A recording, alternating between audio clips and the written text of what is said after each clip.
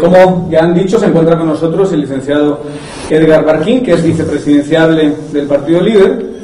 Dicen algunos, por ahí los chismes de Palacio nos dicen que es el encargado de manejar el Estado, que es la persona a la que le van a delegar en el escenario en el que quede el Partido Líder, la pareja presidencial del Partido Líder electa, el que va a manejar la burocracia del Estado, ¿no? Es el tecnócrata que supone la cara amable para determinados sectores.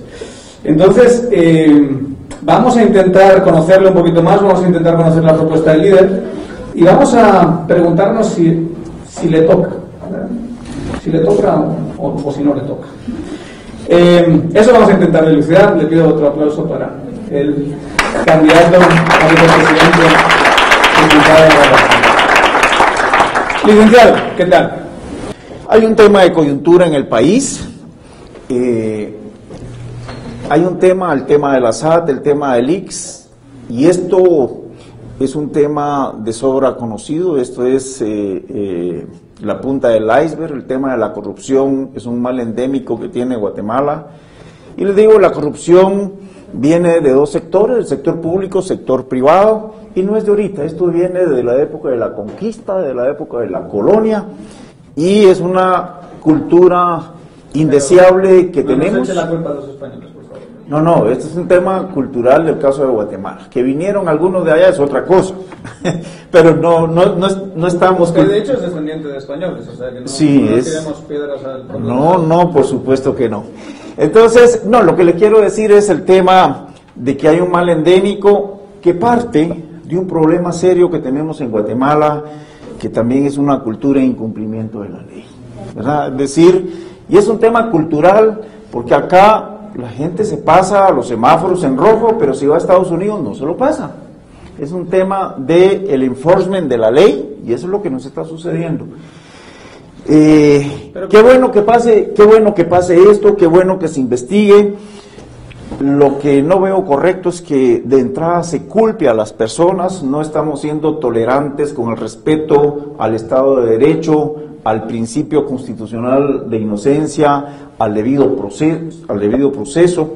Entonces, debemos de ser muy tolerantes a que funcione la justicia y el Estado de Derecho en Guatemala. Y para eso están las instancias correspondientes. Y el tema de las protestas que han habido, también qué bueno, creo que es una expresión popular que es necesaria. Hará unos 20, 25 años, eso no se podía hacer. Ustedes saben, las personas las asesinaban, y esto pues abre una buena oportunidad para el país. Es un mensaje efectivamente para los políticos que se debe ser transparente, se debe actuar correctamente, se debe cumplir con el principio de legalidad, y eso es fundamental. Aquellos que son funcionarios públicos, ese es uno de los principales principios que se deben de observar para que la cosa pública funcione adecuadamente. ¿Cómo cree que va a incidir en el próximo gobierno? Sean ustedes o sean otros, ¿qué clase de consecuencias a futuro va a tener este movimiento desde su perspectiva? Sí, yo por eso indicaba de que todas estas expresiones populares, que en su mayor parte son legítimas, tienen consecuencias. Y qué bueno que haya pasado, porque esto va a obligar a ser más selectivos con los funcionarios públicos que ocuparán los puestos de decisión en el gobierno. Esto obligarán a presentar iniciativas en el Congreso de la República para reformar algunos marcos jurídicos de entes de control o de entes de ejecución. Aquí estamos hablando de la ley de contrataciones, de la ley de probidad, de la ley de la Contraloría de Cuentas, incluso la revisión de la ley contra el lavado de dinero y financiamiento al terrorismo, de la eliminación del secreto bancario, es decir, una serie de marcos jurídicos necesarios para que pueda operar la transparencia independientemente de la revisión de procesos, pero de que marca un cambio, sí marca un cambio. ¿Cuál es la relación con su hermano y cuál ha sido la relación no tanto familiar, sino la relación política con su hermano? Claro, sí, todas las familias aquí en Guatemala, más de algún familiar, tienen que haber participado en política. Nuestro caso no es la excepción, y hemos mantenido una relación de respeto, él en la parte política, yo en la parte técnica, Hoy por hoy, mi hermano, sí, efectivamente, él es diputado al Congreso de la República, participa en el partido líder, tiene mucha experiencia política, yo le consulto en temas de política partidista y obviamente los que no somos expertos en esta parte nos tenemos que auxiliar de gente que sí sabe. Y mi hermano creo que sí sabe. ¿Pero ha sido una relación constante esa relación de consultarle cuestiones políticas o ha sido solo ahora, al final de su carrera, cuando ya usted está optando por un cargo político, que se han unido sus destinos? No, es ahora. A partir del mes de octubre que yo me incorporé a la parte política, mi hermano también se incorporó a partir del año pasado al partido líder. ¿Y tuvo algo que ver su decisión de incorporarse al partido líder con el hecho de que su hermano lo había hecho ya? No, definitivamente yo únicamente le consulté a mi familia y a Dios para tomar la decisión. Se habla siempre de, lo digo como ejemplo, del caso un poco extraño, un poco anómalo para la institución de publicidad del Vanguard cuando usted era presidente, donde salía su cara. Cosa que los presidentes del Vanguard no han tendido a hacer. Y además coincidió esta campaña, que fue el año pasado, coincide unos meses antes de que usted se incorporó a un cargo político. ¿Se le podría acusar de que utilizó de alguna manera esos fondos públicos de publicidad del banco para proyectar su imagen? No, vean, eso fue un tema coyuntural, es como que se viniera a acusar a Janet Yellen, la presidenta de la Reserva Federal, porque muchas veces se emite una revista, un documento donde ella aparece, por ejemplo, o cualquier gobernador de cualquier banco central. Esto obedeció no a ninguna estrategia de carácter política y no viene del año pasado. Yo con todo mi equipo implementamos un programa de educación económica financiera para niños y para empresarios del área rural. De hecho, capacitamos a cerca de 400,000 niños con el programa de educación económico-financiera, incluyendo toda una obra de teatro especializada para niños, donde les enseñábamos a los niños lo que es el valor del trabajo, del dinero, lo que es un banco, lo que es la inflación, lo que es el tipo de cambio, etcétera, a través de diferentes mecanismos, y las conferencias que hacíamos a los empresarios del área rural, de las MIPYMES y de los empresarios grandes. Y yo no puedo entender que hay publicidad. Vale, entonces, ¿por qué su cara en la es un tema institucional. ¿Por qué mi cara? Porque era el representante del Banco Central. Pero dentro de la historia del banco es usted el primer presidente del banco. Sí, pero hace 4 años ni siquiera tenía yo contemplado participar en política. Es más, siempre consideré no participar en política. Porque me frustraban algunas veces los políticos. Yo, en mi carácter de tecnócrata en el área económica financiera, siempre hicimos propuestas de mejora en la conducción de la política económica, en medidas de política económica. Muchos políticos nos escuchaban, muchos políticos asumían que lo entendían, pero hacían otra cosa. Yo decía, yo no los entiendo. Por eso fue cuando el doctor Wallison me invita a participar. Él me dice, yo le dije, no, yo no quiero ser político, yo me voy a un organismo financiero internacional, yo tengo mi carrera lista, porque cualquier gobernador del Banco Central quiere terminar en esas instituciones. ¿Y por qué no querés? Me dice, y le expliqué cuál era mi frustración, y él me dice, pues ahora es la oportunidad que lo propongas, y lo eches a andar, porque necesito que me acompañes. ¿Y solo es hasta ese momento que usted entra en el ámbito político? No, en ese momento yo entré a considerar esa posición, y porque creo firmemente que en nuestro país tiene muchas condiciones para salir adelante y que sí se pueden hacer las cosas. Le hago la pregunta porque siempre se habló de que usted en su momento fue hombre de confianza de Álvaro Colón y de Sandra Torres. No, de Sandra Torres nunca fui hombre de confianza, ¿verdad? Con ella me peleé desde el principio, desde cuando me estuvo exigiendo que el Banco de Guatemala le pasáramos $200 millones de las reservas monetarias internacionales para sus programas sociales, y yo me opuse, incluso me conllevó hasta presentarle la renuncia al presidente Colón, porque no me iba a prestar a eso. No se puede constitucionalmente, eso no se puede ni legalmente.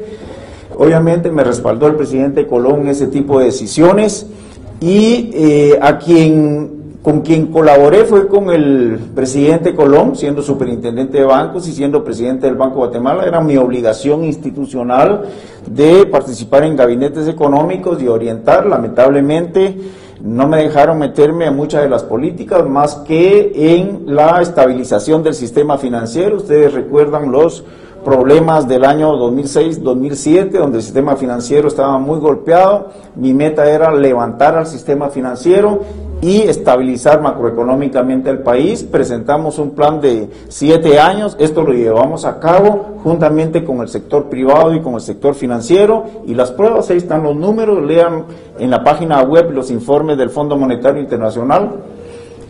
Alcanzamos las metas que nos propusimos. Es una muestra de que las cosas sí se pueden hacer en Guatemala. Hablemos ya de su decisión de incorporarse al líder, de la alianza política con líder. ¿Dónde quedaron, y ahora le voy a decir por qué le hago esta pregunta, pero dónde quedaron el bono 15 y el flat tax? Porque resulta que escuchábamos constantemente esas propuestas en la anterior campaña y de repente hemos dejado de escucharlas, y le voy a decir por qué le hago la pregunta. Me han contado el chisme de Palacio, que es responsabilidad suya haber entrado al partido líder y haber dicho, con esas dos cosas no vamos. Veamos, si ustedes miran el enfoque de campaña del partido líder, es un enfoque de más contenido, es un enfoque mucho más profundo, y nuestras 3 puntas de lanza de campaña está el tema de empleo, está el tema de educación y el de combate a la corrupción. Por supuesto que subyacen una serie de políticas transversales. El tema de flat tax, aquí estamos hablando, realmente yo no comparto un flat tax como tal, sí comparto una revisión de la estructura tributaria del país, discutida con los agentes económicos, con el sector, con los diferentes sectores de la sociedad. No tomaremos ninguna medida alocada, sino discutida y logrando los mayores consensos posibles. En materia de bono 15, es un tema que tampoco tomaremos ninguna medida si antes no lo discutimos con los diferentes sectores para llegar a un acuerdo, si fuera necesario. En el caso del partido líder, el transfugismo ha llevado a ser una fuerza muy importante en el Congreso. Vea, ese es el sistema que hoy tenemos. Con eso contamos y con eso hay que trabajar, ¿verdad? Lo importante es que cuando se den, particularmente yo pienso que no debería darse, pero por hoy esas son las reglas del juego, y si usted no juega esas reglas del juego está fuera de combate. Entonces lo que tenemos que hacer es generar las condiciones para hacer las reformas a la ley electoral y de partidos políticos que eviten este tipo de situaciones, y todo parte de verdad porque no tenemos una institucionalidad de partidos políticos. Si usted mira, nacen, crecen, gobiernan y se mueren. ¿Está usted a favor de reformar tal aspecto de la Constitución sin explicar el contenido de esa reforma, verdad? Bueno, si solo es estar a favor de reformarlo, la gente puede llegar y decir sí, estamos a favor de reformarlo, y después que en el contenido, como dicen en mi pueblo, nos la claven. No, mire, Daniel, esto, lo que sucede es que la consulta popular no es la reforma constitucional. Obviamente, la reforma constitucional la van a hacer los diputados a la Asamblea Nacional Constituyente, que deberá ser representativa de la sociedad. Ese es el peligro al que yo me refiero, no. a que simplemente se abra una puerta de reformas y que después el contenido de las reformas pueda ser algo que el pueblo no eligió. Bueno, pero eso ya son presunciones de su parte, Daniel. En su momento creo que lo que tenemos que hacer un compromiso, los partidos políticos, es de designar a las mejores personas que tenemos en Guatemala para tener una Asamblea Nacional Constituyente de ese calibre. Lo importante es que participen. Gente joven como ustedes deberían participar, someterse a ese escrutinio y incidir en decisiones en una Asamblea Nacional Constituyente. Ojalá quisiera que acá salieran 10 jóvenes que no importa el partido político en el cual participen, es someterse a participar y llegar, proponer y discutir a fondo lo que la sociedad le está pidiendo o le estaría pidiendo a sus diputados a la Asamblea Nacional Constituyente a reformar. Es ahí donde podríamos conocer el enfoque, el detalle, la dirección, pero no es a través, la consulta nos dará las líneas, son los diputados los que caerán al detalle, pero sí va a depender mucho del compromiso de los partidos políticos de designar a gente adecuada, proba, seria y con conocimientos para hacer estas modificaciones, porque no nos podemos dar el lujo de perder una oportunidad como esta. La reacción del electorado en el caso de la SAT, en el caso de la vicepresidenta, yo es algo que he estado pensando mucho, digamos, como analista político en las últimas semanas. ¿Conoce usted un caso en el que la ciudadanía se moviliza por una denuncia de corrupción que básicamente destruye al partido del gobierno, que es el segundo partido en las encuestas, y que esa destrucción del segundo partido del gobierno afecta al partido que va primero? Bueno, no conozco un caso en la historia política del país como tal. Esto creo que es un tema inédito. En el año 2009 hubo alguna situación derivada del caso Rosenberg que afectó políticamente al gobierno, y eso se esclareció más adelante en las instancias legales correspondientes. Pero creo que esto es un tema inédito. Por supuesto, la gente está cansada de la corrupción, es vox populi eso, y aquí hay dos, sector privado y sector público, y la gente se pronunció y estos son los resultados. Pero fíjese, sí estamos de acuerdo de que buena parte de los manifestantes, y los que hemos ido a las manifestaciones hemos visto las pancartas, 1 de cada 3 pancartas es contra el partido líder. Como que da la sensación de que el partido líder se está identificando con un sistema corrupto por parte de un buen pedazo de sus manifestantes, en gran medida quizá también por la reacción del partido líder ante la crisis. O sea, cuando lo que hemos visto del partido líder es que se ha aliado con el PP en el Congreso. Eso, diputado Villate ha salido diciendo que los que están manifestándose son una panda de acarreados, que tienen mucho dinero y cosas así. No parece que el partido que iba primero, que no se ve afectado directamente por este caso de corrupción, esté reaccionando con un mensaje que le aleje, que le separe del sistema. La gente está, o hay buena parte del electorado que está identificando al partido líder con el sistema. Quizá no con el caso SAT concretamente, pero sí con el sistema. Y de hecho las primeras encuestas que están saliendo están diciendo que ustedes han perdido unos 5 puntos. Bueno, no es la encuesta que nosotros tenemos otros números, y lamentablemente, Daniel, usted se está yendo con la ola de ataque de un partido político. Quienes tienen esos cartelones, le puedo asegurar, porque hemos hecho las investigaciones, hay 2 denuncias ya presentadas al Ministerio Público, tenemos la evidencia del partido político que está incidiendo en todo esto. Son personas que tienen intereses espurias en este tema, que están aprovechando una protesta legítima. Miren, están aprovechando una protesta legítima. Obviamente algunas personas se están yendo con esa ola. Tenemos bien clara la estrategia de ese partido político, que yo no tengo tapujos para estar utilizando ex guerrilleros en esto. Es una táctica guerrillera que están utilizando, porque este partido político tiene en sus filas una serie de guerrilleros. Pero, licenciado, no sea injusto. Hay una parte de esa población que está identificando al partido líder con el sistema, que sí es honrada, honesta y que no está... Pero mire, Daniel, usted dice que se aliaron. Yo le puedo mencionar quiénes eligieron a la Junta Directiva del Congreso de la República. Dígame, ¿qué partidos? ¿Qué partidos eligieron a la Junta Directiva del Congreso? ¿El partido líder no tuvo absolutamente nada que ver con eso? Bueno, entonces quiere decir que los otros están aliados al partido oficial. No. Vamos a ser serios. No hay alianza entre el partido líder. No hay ninguna alianza. No hay ninguna alianza. Lo que ha habido son decisiones del Congreso de la República. Yo por eso le preguntaba, ¿qué partidos eligieron a la Junta Directiva? ¿Qué partidos aprobaron una serie de disposiciones en los últimos 3 años, por decir algo? ¿Por qué el partido líder? Miren, y de verdad es injusto, muchas veces se sacan conclusiones sin conocer la realidad de las cosas. ¿Por qué el partido líder apoyó la aprobación de un presupuesto para el año 2015? La realidad es esta: el gobierno en el mes de noviembre no tenía ni para pagar sueldos de noviembre, menos el aguinaldo y el aporte al organismo judicial y al Ministerio Público.